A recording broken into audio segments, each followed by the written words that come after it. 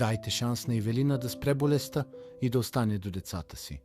Ивелина Митева е съпруга и майка на 2 деца, чието живот се преобръща след диагнозата множествена склероза. От живот изпълнен с грижа, мечти и ежедневни радости, тя се изправя пред тежки физически изпитания, болка и несигурност, докато най-голямата ѝ мотивация остава една – да бъде до децата си и да има шанс за пълноценен живот.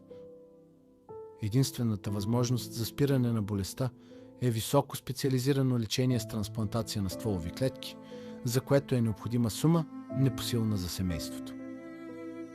При Ивелина болестта прогресира бързо, съпроводена от силни болки, треперене на ръцете и сериозни затруднения в движението, което прави лечението неотложно. Тя се включва с апел.